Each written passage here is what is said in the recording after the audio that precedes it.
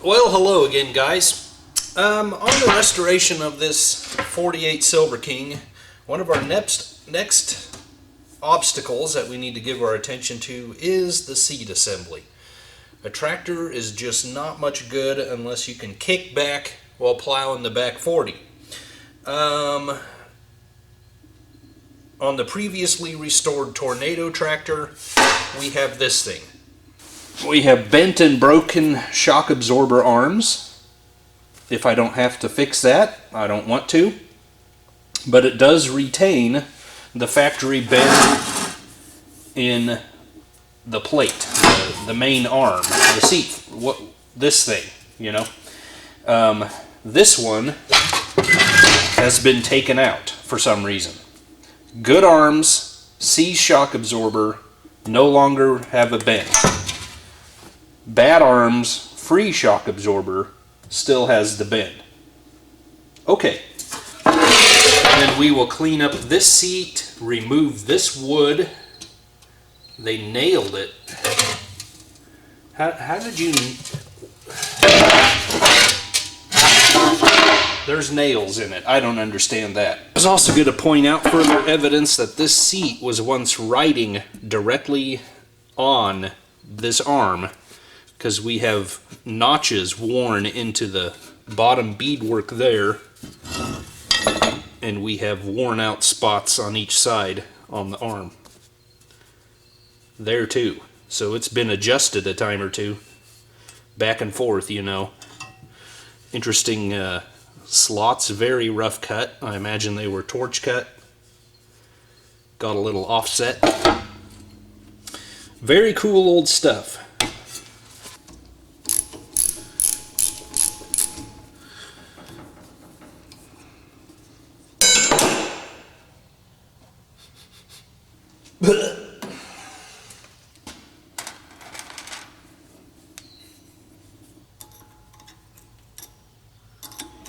Hello?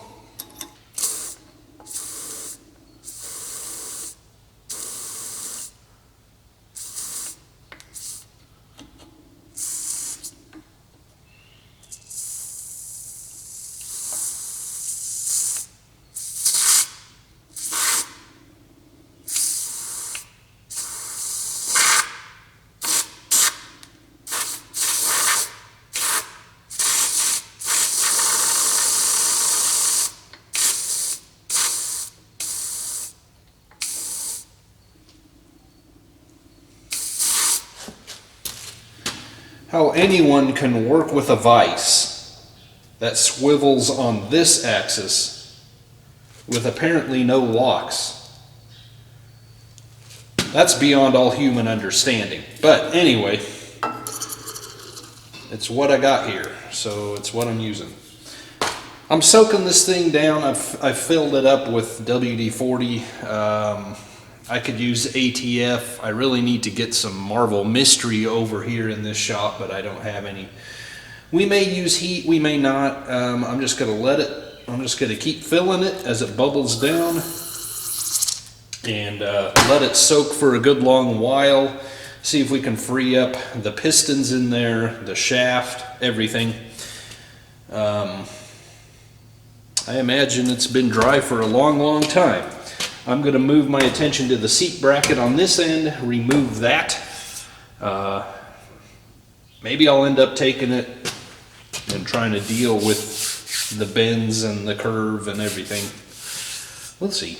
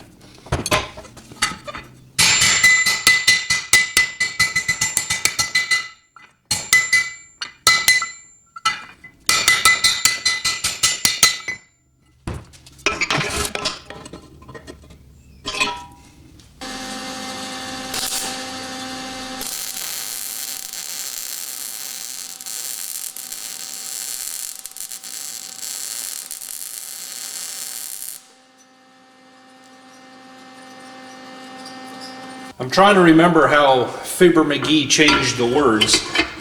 Something like, under the spreading chestnut tree, the village blacksmith lies. Nobody has a horse to shoe, so all he shoes is flies. Something like that. Anyway, this definitely isn't a setup that the village blacksmith would be impressed with, but we got the job done.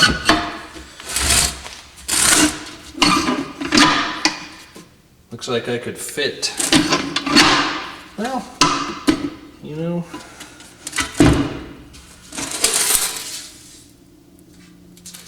seems like it's gonna work. I'll have my bolt heads here, and maybe I could fit a piece of 3/4 hardwood in there and retain a block somehow, some way. Maybe I can even, what would be best is to get a little bit longer bolts and countersink the heads in the wood so that they're held onto here. That's what I'm going to do. But for now, I think this thing's ready for blasting. Okay, I have that other shock absorber soaking. I got a little ATF down its yap in addition to the WD-40. Either something's going to blow up or maybe free up. I don't know. But I decided I would come over here and just see if I could do something with this, just for fun. I'm pretty sure this is completely broken through right there. So I need to heat the right spot here. I can tell by the lack of paint, that's really where it bent. So we're just gonna see if we can do something with it. If we can, then this arm is ready to go, other than just need to be scuffed up and repainted. And obviously the shock absorber is working. Well, it's moving. I don't know that it's working. And I should probably take this plug out while I'm thinking about it, while I'm heating things up here, just so we don't have a pipe bomb on our hands.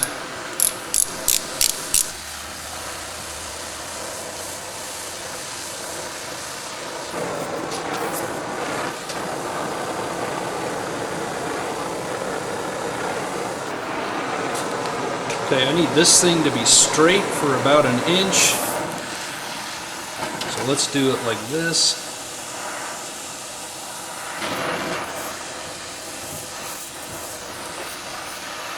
Something like that, and that comes in. And then it's pretty much right here, this bend.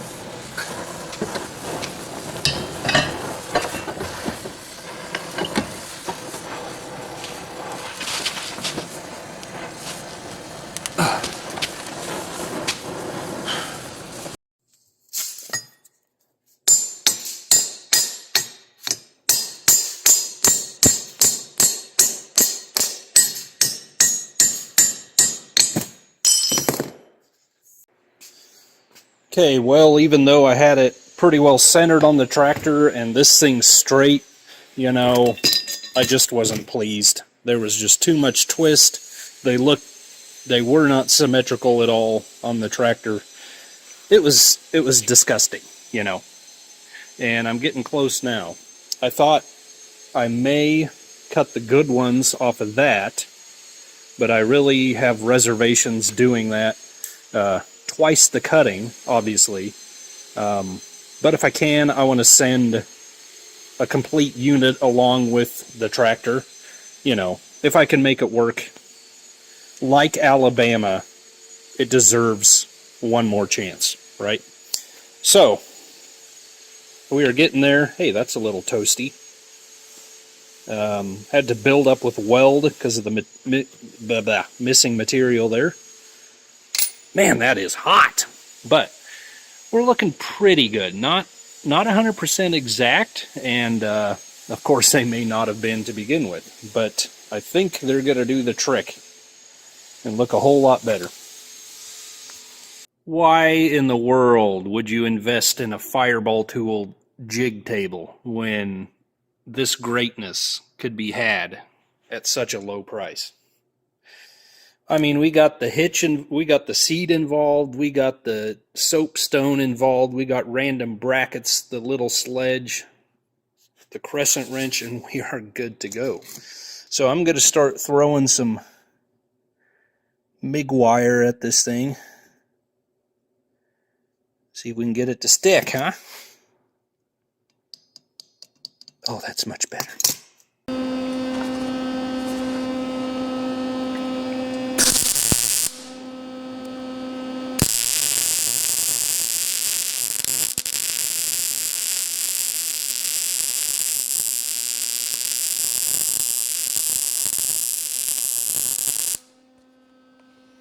Okay guys, well, I have had a conversation with the owner. He is a funny guy. He has been a friend and sort of a neighbor. If it wasn't for the curvature of the earth, I could see his house from here, but it's just far enough that you can't quite make it out. Anyway, I explained to him my hesitation of removing all of this and making it look better.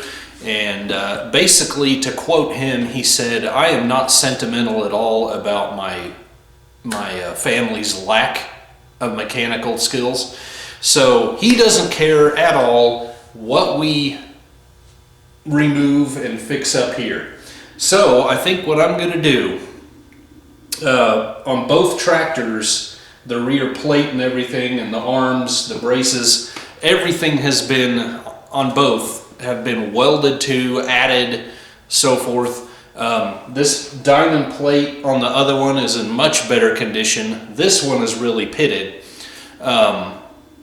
But unfortunately, they welded extra bracing on top of the diamond plate.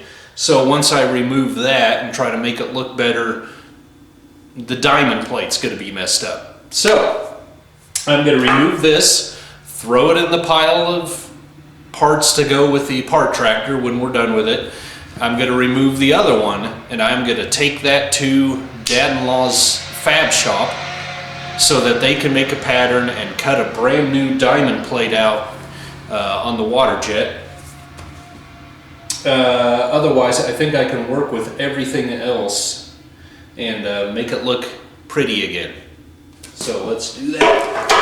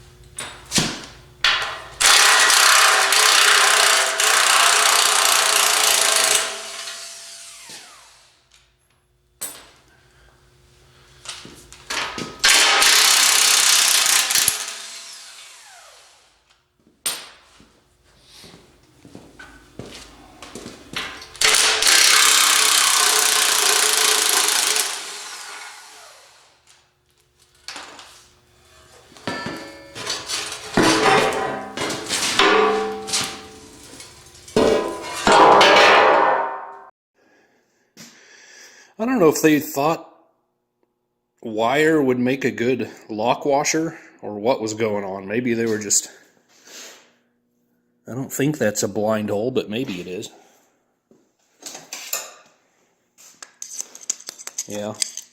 Maybe they just needed to take up space because they lost the washer. But anyway, that's kind of funny. They just wrapped her up with a wire.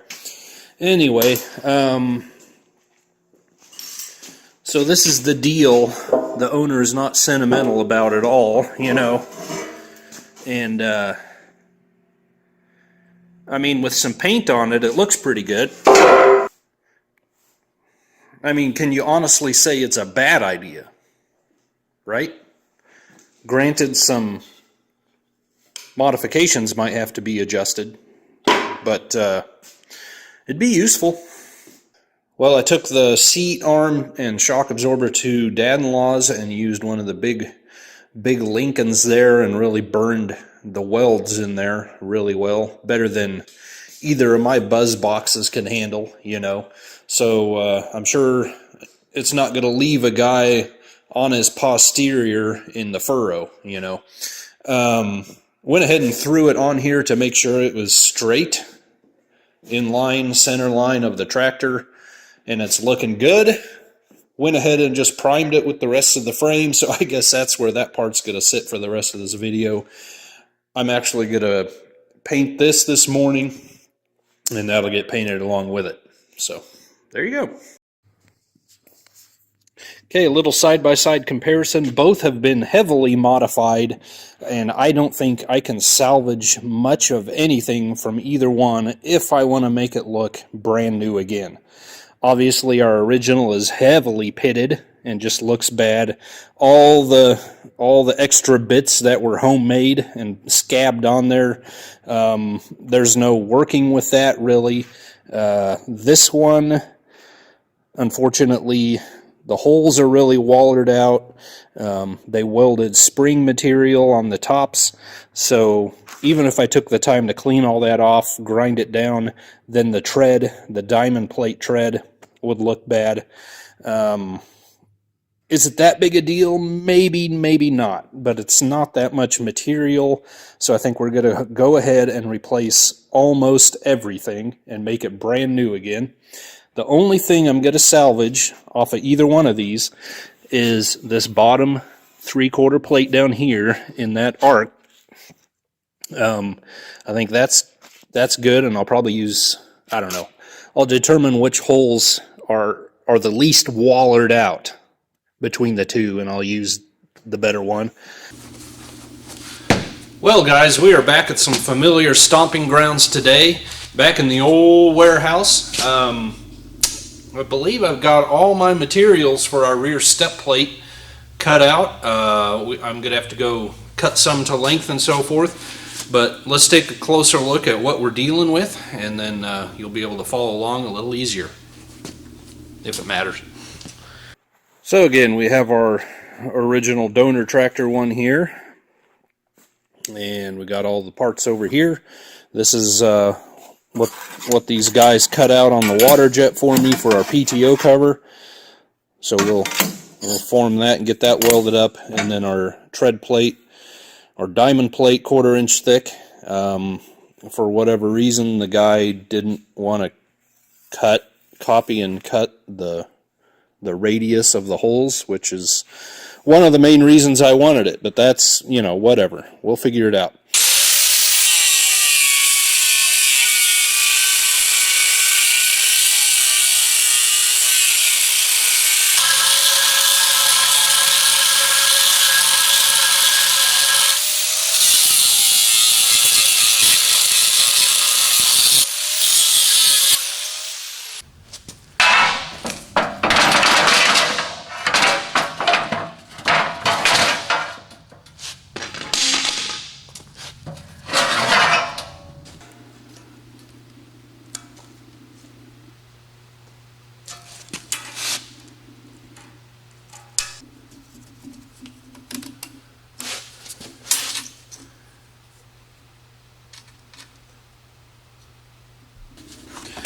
Alright, so here we go. One of the features of working in this shop, I have access to magnetic drill. Pretty much got our 3/4 arc centered as well as I can on the diamond plate. All the holes are enlarged and so forth, you know, from use. But it's going to be plenty good. Probably what I will do is drill one, maybe each hole on the end, go grab some bolts, tighten those down, and then do the rest.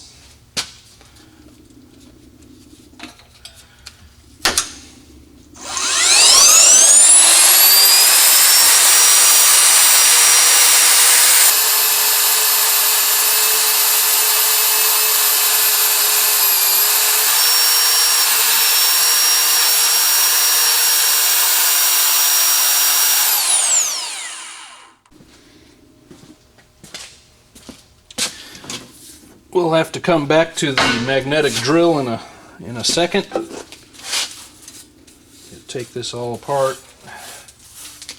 Our next element we need is our 3/4 by 1.5 bar stock. I'm going to get this out of the way. Put our bottom hitch piece where it goes.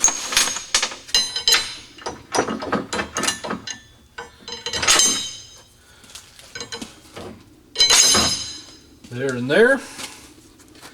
With this guy out of the way, that all seemed to turn out really well, so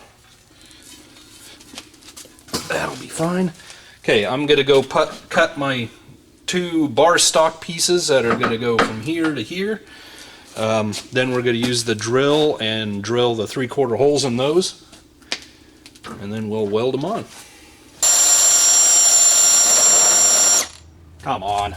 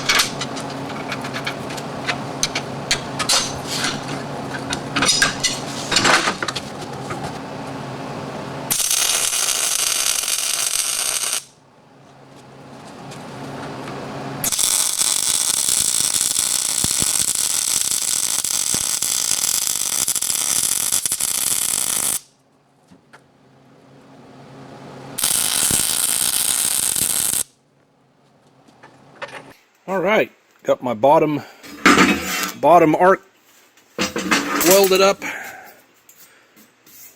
think I can clean some slag later. It doesn't look like there's anything that will get in the way here. Okay, put this back on our jig. And Mr. Diamond Plate. Kind of heavy for one hand. This guy's gonna go here.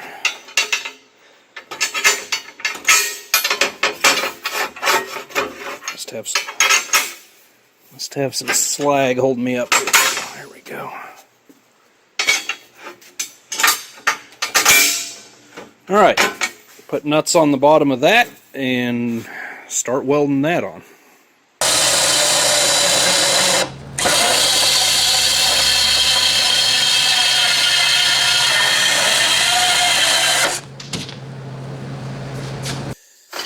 Now I've got our 3/4 round rod pre-bent. The shop foreman came in and we were talking about what I'm doing here, and he said, you know, you can throw those on the CNC bender if you want to and just make them perfect. And I said, well, I never ran the machine, and so he ended up doing it for me and setting it all up, and there were neon lights and gramophone speakers and screaming memes going off and everything else, and out came these two perfectly matched pieces of round rod. So I'm going to get this set up in here.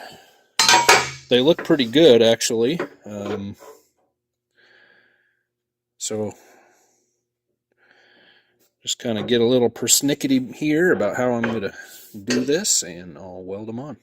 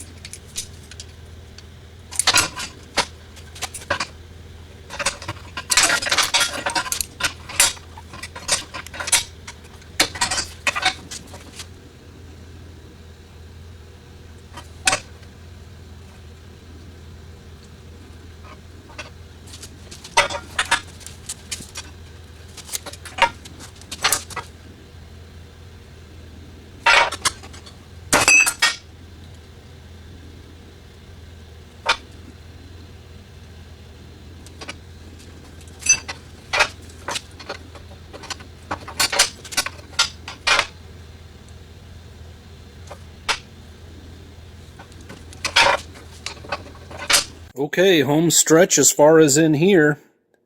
Got all my pieces out. This thing, not sure why things are a little off, but that's okay. I think we can work with it. I'm going to try this welder. This is a big old Haas, you know, heavy duty lead. We've got 035 wire on it, and although I can do thinner metals, that's probably 1/8 inch or 14 gauge, not sure what it is. Basically, I find it a whole lot easier just to use my buzz box, you know, with 030 wire, and you can weld a whole lot easier. But I'll give it a shot and see what it tells me. But I'm going to get this all rigged up in here, welded in, and or at least spot welded. And that'll be it for here. Then I'm going to clean up, cut my jig off the table, and vamoose. I've got the step plate on here, It's looking good. I had to massage it, you know, massage it. Such a gentle word. To get everything to line up. The difficulty is our step plate that I used as a jig pattern came off another tractor. It's unlikely the castings are that much different on the rear axle assembly, you know, but there certainly could be slight differences. Furthermore, when I pulled that step plate off the donor tractor, these pieces were under tension and they did spring back into where they wanted to be after I removed it. And so I was basically building a jig off of where they wanted to be, not where they were on the tractor. So things were a little tight and we had to, just a little bit, you know. If this was a perfect world the way I wanted it, and this shop was a perfectly equipped restoration shop the way I wanted it, I would have, you know, a jig table and I would have a 240 volt welder that could handle 3/4 inch material like the one I went and used. But I'm not there yet, you know, and so if I could have done this all here, I would have jigged up and made just the bottom plate and the flat arms on the bottom, bolted that to the tractor, and then came in with these round rod arms loose, bolted them up, got them in place to where they fit, and then tacked them on, and then take the whole thing off and go weld it up solid on the jig table, make it nice and solid and secure where nothing will move, and do it that way, and then it would have gone right on. As it is, obviously I had to go work in a shop 5 miles away, and back and forth stuff, just, you know how that goes. But anyway, we got it. I made this PTO cover. I welded that up at home this morning with my little buzz box, my Lincoln welder there. I need to do some finish sanding, but that's the way that's looking, and then our spring. So that, I think everything is ready for final cleaning, final sanding, get rid of grinding marks as best as I can, and then we'll prime and paint and put it on.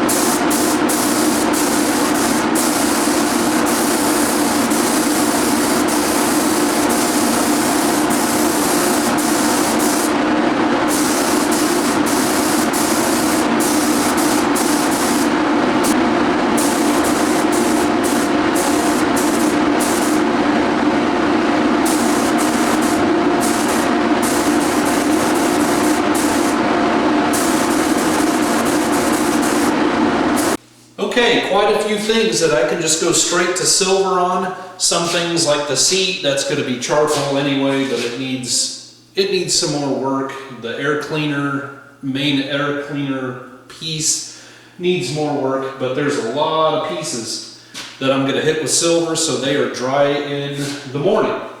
So let's do it.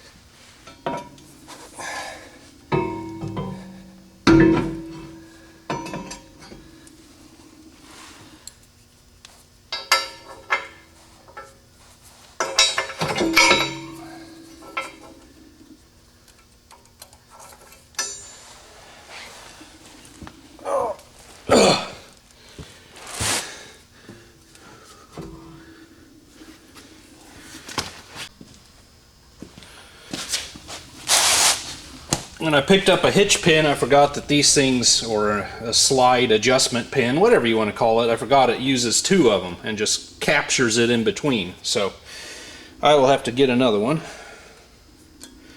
I made some rubber insulators, I guess you could call it, just so we don't wear down to metal on metal here, you know, because there's going to be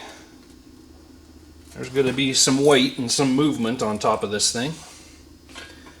And if you wear through the paint, then you're metal on metal, and then you start to rust. So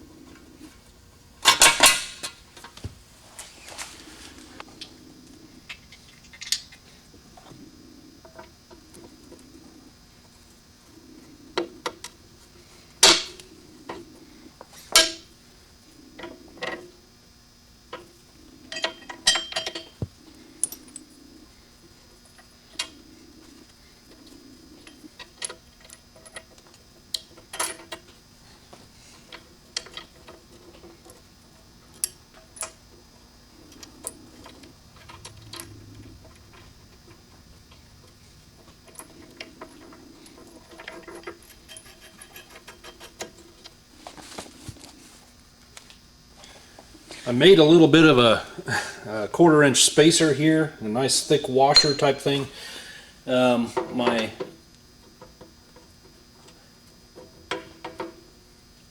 know that's a 1/2 inch hole.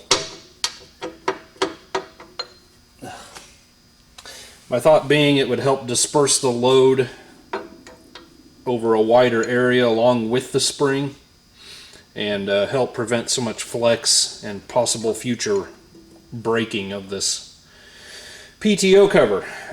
For some reason my 1/2 inch bolt does not fit through the 1/2 inch hole, so I've got to go take care of that.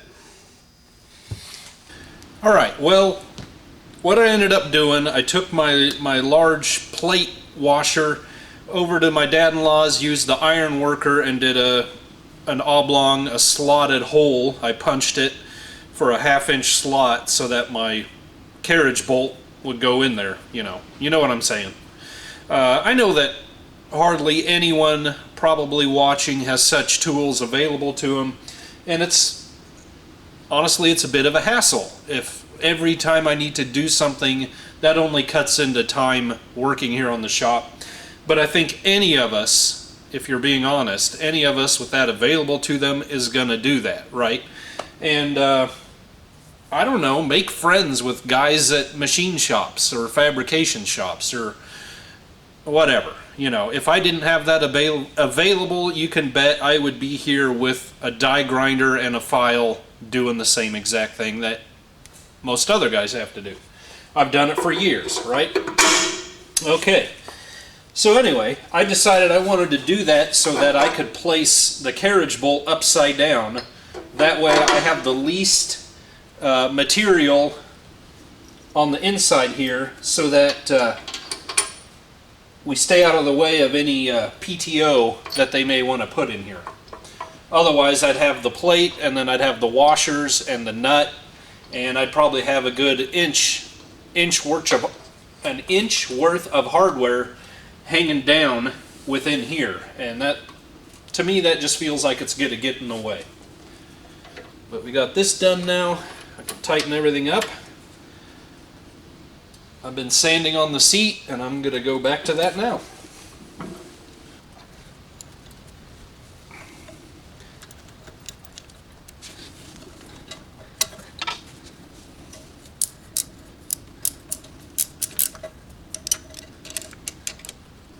Gotta be kidding me.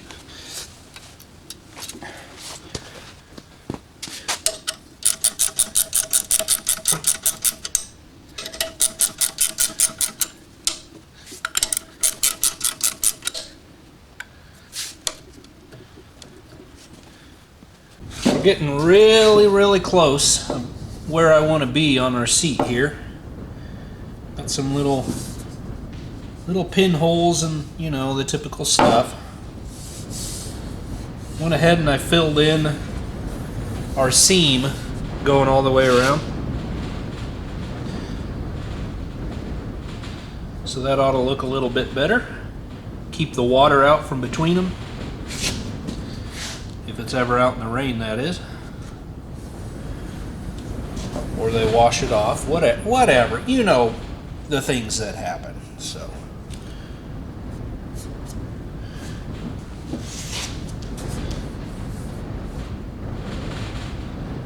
I would really like to paint this today.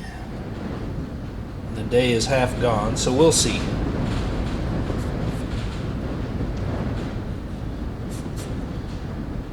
This is gonna have to cure, and then it's gonna have to be sanded, and it's gonna have to be good enough to move on.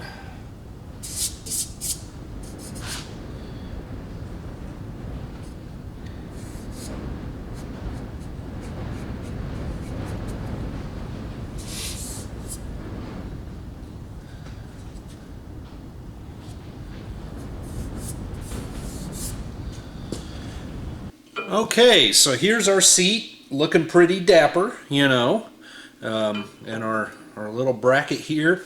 Now originally, I made this last night, ran home and cut out a piece of wood, and I was going to put that there. And then I was going to get carriage bolts that were another inch longer, run them down in there, and do that, and then that sits on top of that. But I concentrated all my mental powers and I thought twice, and I just don't like the thought of the whole pull of the bolt going through wood, because that could split, obviously.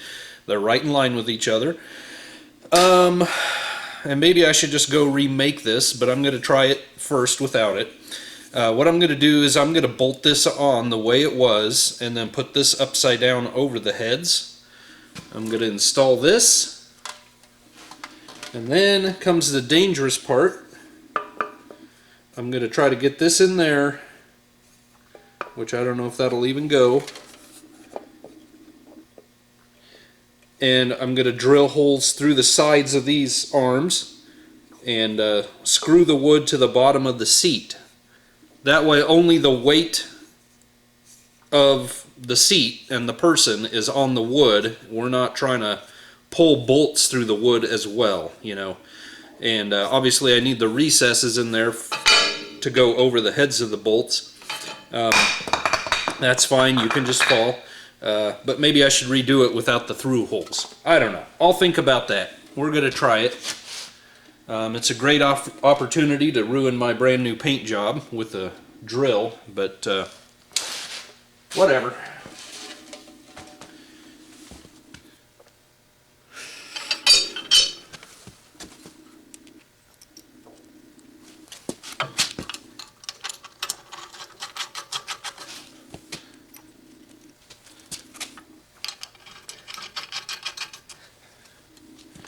Alright, so with my different plan, my different tactic in mind, I no longer like this piece of wood. So I am going to run home, make it a little thinner, and about another 1.5 inches longer, and that will accommodate our new plan just a little bit better. So I will be right back. I've got to remember to take those welds into account and just bevel the snot out of the top edges here. Okay, we made it back, got our new piece, and I will take it back with me at dinner time and refinish it if it works out.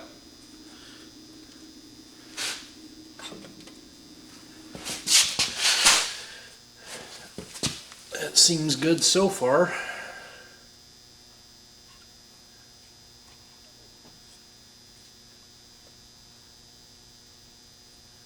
I think that'll be fine. Some of you who have been with me for quite a while, you'll remember I redid, or I extended the loft above my woodworking shop, and I haven't gotten back to anything. The place is still a mess. So I had that rectangle hole cut out in the loft floor that is the right size for an attic, a folding attic ladder, and I'll get to that one day. So I just used my little aluminum, 6-foot step ladder, and I wanted to get to some wood I had stashed up there. Well, I found a long 8-foot board, and I just shoved it out the hole, and I kept looking for other things, and it sounded a little funny the way it crashed down onto the floor. Well, when I wanted to get back down, the ladder was on the floor as well. So, how do you, with my ear, I can lift. I'm past not being able to lift 10 pounds, but I don't know. I had to lower myself. I put a board across the opening and grabbed it like I was doing pull-ups, and I had to lower myself. Somehow my elbows had to slip past, to go from this position hanging there to this position. Your elbows have to slip past, and I think they're a little scuffed up, and I exceeded the weight rating on the old blood vessels in the ear, but I'm back down, It was early enough, no one was awake in the house, and anyway, we survived, right? I mean, we're talking a matter of 10 feet off the floor, It's not like it would have been a total loss if I fell, but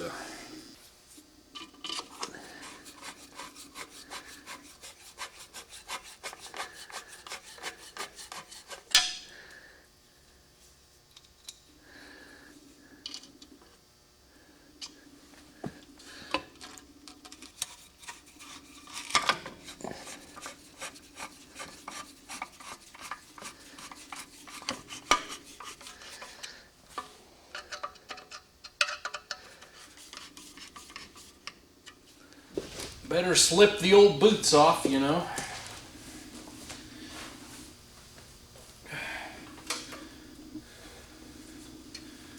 Oh, yeah. Oh.